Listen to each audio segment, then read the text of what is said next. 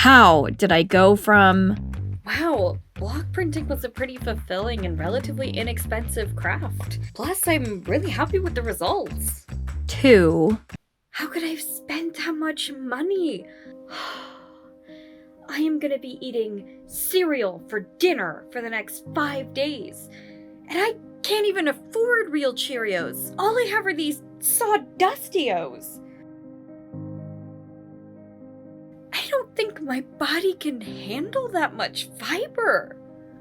small steps? That's how. A few $10 purchases here, a few $100 purchases there. Didn't seem all that crazy until I added it up. I mean, when I started on this project, I had no intention of spending that much money. So last year, I filmed an artist interview with Sean George, one of my longtime art pals, and he showed me how to do lino cut blocks for block printing. During the interview, I started on a block, but this is what I've decided to go with, which is one of Jess's Nautiluses, and I'm kind of regretting this already. Spoiler, I did not get very far. However, when I had the opportunity to binge a TV series, I grabbed this block off the shelf and kept working on it. Block printing was fairly relaxing and honestly probably one of the lower intensity crafts that I've done in a while. There isn't much more than draw a picture, get it on a block, cut out the negative spaces. I used the basic carving toolkit from Speedball, who essentially make all of the tools for block printing. So starting off, this craft only cost me $27.34, which was a pretty reasonable buy-in for a new craft. The process wasn't that difficult, but I still made some mistakes in just doing this block. I found that this craft needed the right level of focus, but with a steady hand and a watchful eye, it was easy enough to enjoy. Any big mistakes would either make you resign yourself to the print forever looking that way, or attempting to work the mistake into the print and make it look like that was part of the pattern all along. The only thing that I would change about the experience was that I apparently got the hardest stuff to carve. So I could have saved myself some hand cramping if I had bought the easy cut lino. I'll just have to keep that in mind for next time. I marked the negative and positive space out really well on the shell because I'd gotten mixed up a few times even just as I was putting the pattern on. But you won't get to see me do any of that because my camera died and I was having a good time working, so I just decided to keep going without filming. Instead, here's the finished block ready for test printing.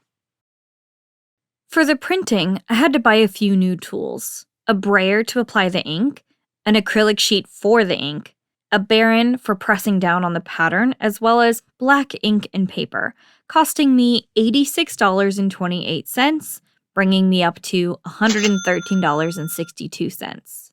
The baren and the brayer were the most expensive parts, but given the fact that they're basically going to last a lifetime with good care, it felt more like an investment.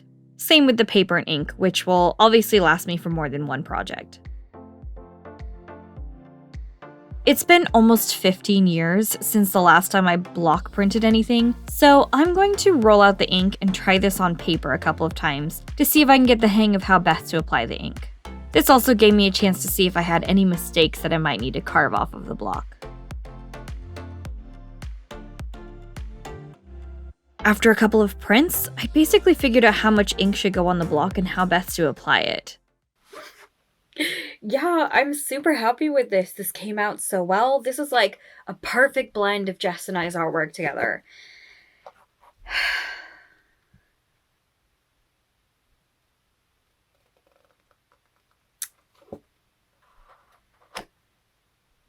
Okay, now what do I do with it?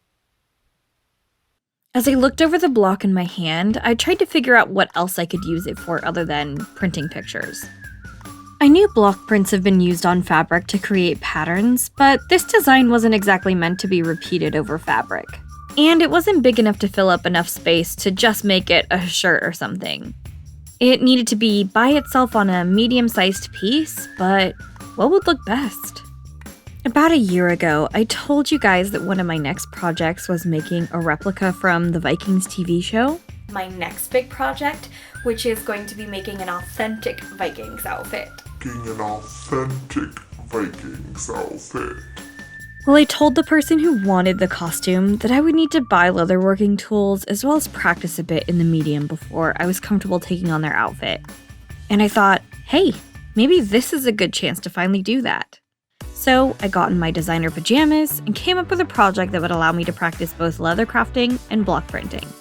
A satchel backpack. This backpack will have one main pocket with a smaller pocket near the front to allow for ease of storing and grabbing a cell phone or wallet. The top of the bag will have a drawstring, but will be wide enough to hold a laptop or a textbook as needed. It'll also have adjustable straps and a handle, while the block print pattern will go on a flap over the top. I'll make the whole thing in cotton canvas and leather, giving me a chance to practice sewing and finishing leather pieces. I've decided on this nice umber brown because honestly it's just one of my favorite colors and I always gravitate towards it when I choose browns.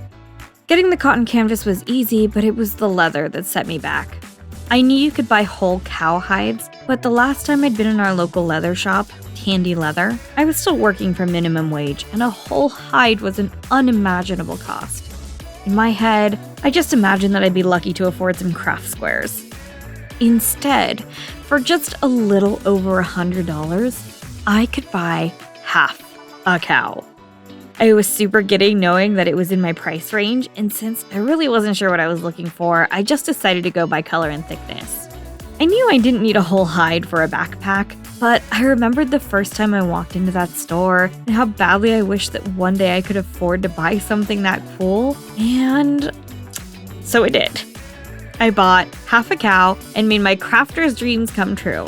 I also got some buckles for the strap, and all in all, it was $183.36.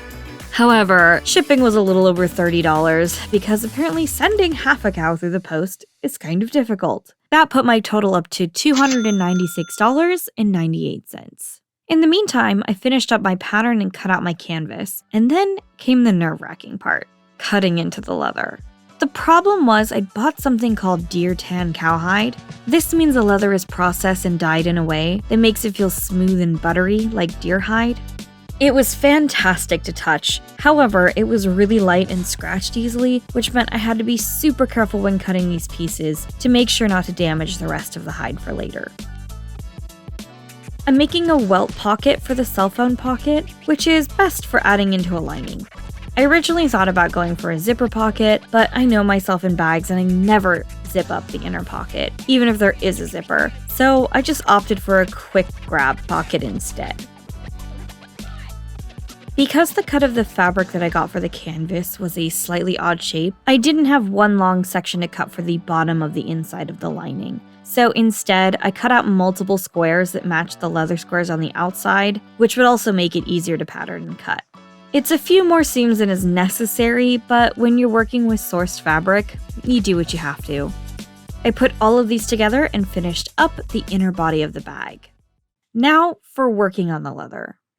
I needed to buy a whole new range of tools for leather making, so I started out with the basics. A leather groover, a nylon hammer, chisel prongs, and some waxed thread, as well as a hammering pad. That was another $54.28, totaling up to $351.26 so far on the project. Again, I figured that the tools were an investment, but I definitely needed to wait until my next paycheck to buy anything else at this point.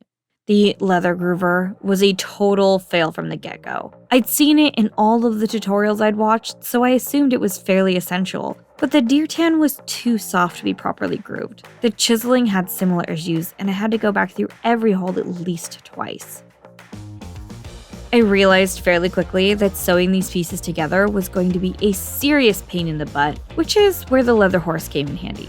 For just $21.04, I was able to buy a wooden stand that would hold my leather work together while I sewed it, which brought me up to $372.30. A total steal in comparison to my other tools so far. These pieces were for the neck of the bag, and the horse was indispensable in getting them together flat and perfect. Next was finishing the exposed edges of the leather, with burnishing gum to keep out any moisture and to give the project a professional look. That was another $22.33 for the burnishing gum, the cotton daubers, and the leather burnisher, leaving me at $394.63. An already nail-biting sum for a small project. I used the cotton daubers to run the gum on the edges of the leather and then used the friction of the burnisher to seal the edges. Now I just needed to make 6 more pieces just like that. While I was hammering away at my project to the point of numbness in my fingers and ringing in my ears, it occurred to me there has to be an easier way to do this. It was too time-consuming to be realistic, so I looked online, and in fact, there was something. This industrial press was $148.38 after shipping and tax, and honestly, at the time, with my arms about to fall off, I decided that that was a fair price to pay. That finally put me past the $500 mark at $535.01. It was at my house within 24 hours, and the ease in which I finished chiseling the rest of my cut pieces made me feel like a caveman discovering a Zippo lighter. I punched and sewed together the pieces on the bottom of the bag using the horse again. All of the stitching was really strong using saddle stitches as well as waxed thread. On the bottom, I used a flat felted stitch on the middle section instead of making any bulky seams, leaving it nice and smooth. As you can see, I was joined by my production assistant Jack quite a bit on this project. I left my door open downstairs and he kept wandering in and wanting to see what I was up to. He's been spending more time hanging out and has decided that my bed and work table are the best places to take a nap. I actually had a lot of trouble with all the cats on this project because as soon as I pulled out the leather, it was like a cat magnet. All of them kept sniffing it in a totally entranced kind of way that really made me nervous.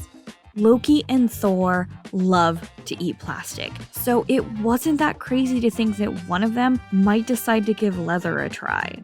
But by the end of it, there weren't any little kitty bites out of the project. Still though, I have been storing the hide in a cat-proof box just in case. The finished bottom of the bag looked great with the raised middle section. It looked just as cool as I hoped it would. For ease though, I finished up the canvas sections on the bag with the sewing machine. After that, I sewed the lining into the bag and was ready to start attaching the top. The top was made of 8 pieces back to back and had 20 exposed edges. I needed to make sure any exposed edges were burnished, but even just doing one of the seams by hand took me about 20 minutes. I was looking for anything that would make that process quicker, which led me to these burnishing Dremel heads. They are the exact same groove as a hand burnisher, and they make doing longer pieces a breeze.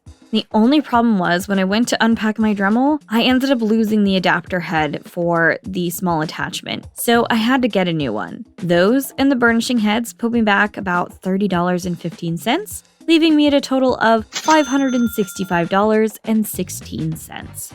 They worked fairly well except for some of the sections I over-burnished, which left them a bit too shiny. It's obviously a skill that's just going to take some practice.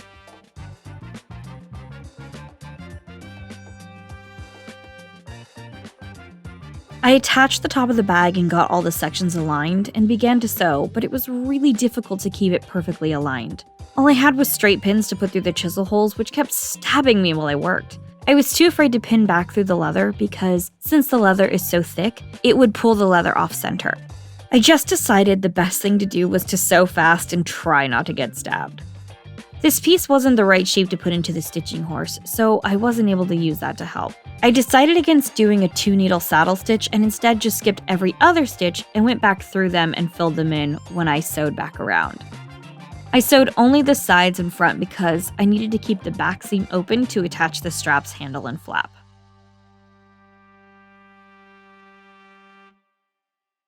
The next step was going to involve putting in the largest grommets I've ever worked with, which were 17 millimeters, or about an inch in diameter. I've always liked the look of large grommets on projects, but I've never been able to work with them because they're too big to put into a normal hand press or to properly apply with a hammer. Especially going through leather. You can't just cut a hole in the fabric with your scissors. You need something bigger and much more professional. I did manage to find a rivet and grommet press for a reasonable price, but it was the dies that make the thing actually work that robbed me. The company sold dies one by one, or they sold all of the sizes in a set, and I knew it would be more expensive in the long run if I bought them all individually. So I opted to buy both the full set of grommets as well as the full set of cut dies, plus the actual grommets for the project. This was the biggest single hit at $407.85, putting me at $973.01. I definitely had to bust out the multiple payment plan option on this one. But that did finally make me the proud owner of a professional grommet press, which could cut holes out of leather perfectly to match the size of the 17mm grommets I was about to install. It was the easiest I've ever done a grommet in my life. With fairly little pressure, I was able to crush the pieces together and make a binding grommet. It really proved that professional tools give you professional results.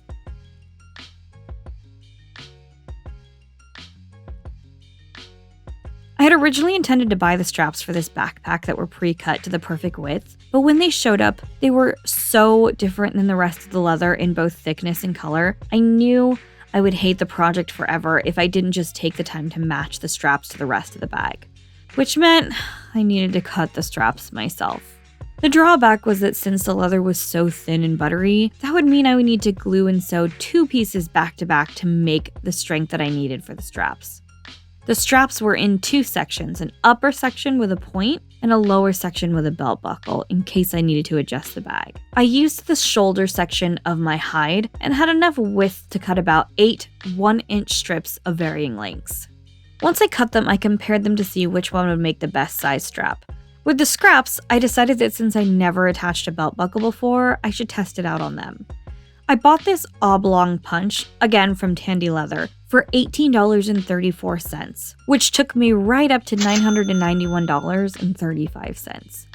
The handle of it was too thick to put into the leather drill that I'd bought earlier, which meant that it needed to be cut with a hammer. However, I had the same issue I'd had with the chisel tips. The amount of force that I could generate with the hammer wasn't actually enough to get it through the piece, especially now that it was doubled, and I ended up having to use a scalpel pen to cut through the layers. This left the edges kind of rough, but I burnished and finished them by hand with the Dremel bit, and I was able to smooth it out and the buckle tongue fit perfectly into the hole I'd made. Next was the strap ends. I could have kept them straight, but I thought they would look classier with rounded points. So I cut the ends at a sharp angle and then used a circular punch tool that I had on hand to blunt the tips. See, sometimes those tools I bought from other projects do pay off. This was the point where I was so grateful that I'd pulled the trigger on the industrial punch earlier in the project. These straps were not in my original design, but once I decided to make them, I knew that would include chiseling over 7 yards worth of double thickness leather. It would have taken me days to do by hand, but with the punch, it took me less than an hour. The only thing I had to do was pay for the leather glue to put the two pieces together, which was $7.54, tiptoeing me up to the edge at $998.89. It did not take me long to plunge across the $1,000 mark, though. After having spent so much energy trying not to be stabbed while I was sewing the top of the bag, I discovered these golden leather pins right at the end of my project. They have a pin with a rounded head, which plugs into a pressure lock on the side, which can only be undone by disengaging a small lock on the end. These are now the coolest and most useful tools I have in my kit. Heavy-duty straight pins that don't slip? Absolutely brilliant. However, they were $26.98 for just a pack of 8 of them, which put me across the $1,000 line to $1,025.87. I'd already had a really hard time keeping the burnishing gum on just the edges of the project, which instantly polished the sides of the leather and couldn't be removed. Luckily, my girlfriend Jess happened to have these little eyeshadow applicators, and they worked perfectly on the edges of the straps. They applied the burnishing gum evenly even before I finished them off with the Dremel. I also used one of the straps I'd cut, folded and glued it in half, and made it into the drawstring for the top of the bag. When I was done sewing and finishing the edges, I cut out little tassels for the end so that the drawstring holder wouldn't fall off once it was applied.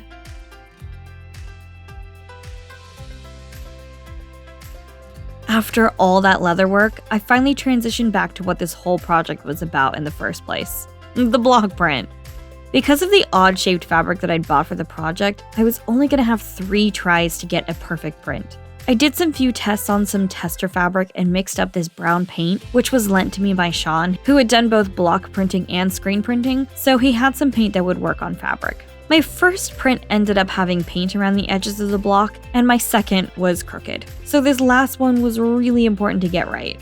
However, I hadn't pushed the Baron over the edge of the design quite right. Luckily, I was able to line it up for a second time and reprint just the tentacles fairly accurately.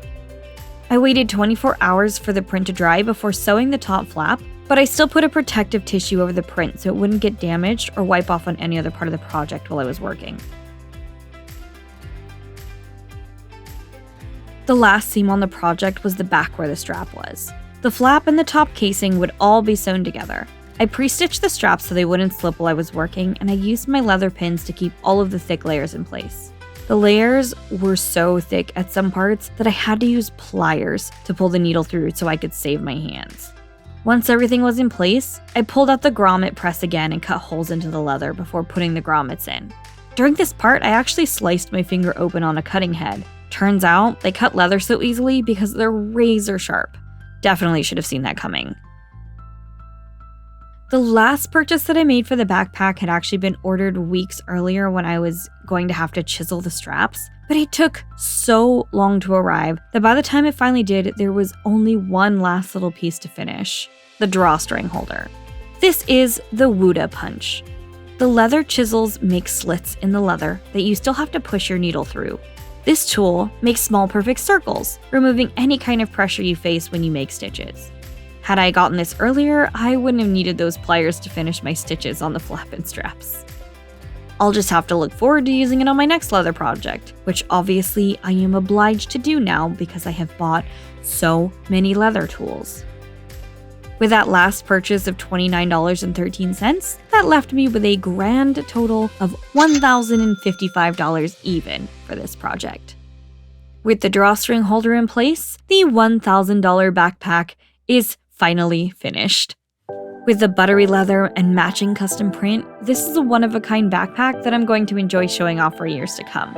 It fits all the things I need for a casual day out, and I know how sturdily it's been built, so I don't have to worry about it breaking or wearing out for quite a while. That is, if I don't just lock it in a glass box forever, since it's now the most expensive bag that I have ever owned. Was it worth $1,000? Well, no, obviously not. But the investment I made into the project is going to be paying out dividends for years to come. It's let me see where I can improve and how long each step of the process would take. It's a good learning project, and I'd really like to learn how to make more bags and leather goods in the future. I do still have most of that cowhide, so don't be surprised if you see some umber brown leather crafts in the future. Thanks for watching me spend all my hard-earned cash on crafting tools. Don't worry too much about me, I don't have kids, and my retirement plan is to work until I pass away and one day my cats eat me. So, might as well be happy in the meantime by buying tools, right? Thanks so much for being here. This is Crafter of Many Kinds. Remember to like and subscribe.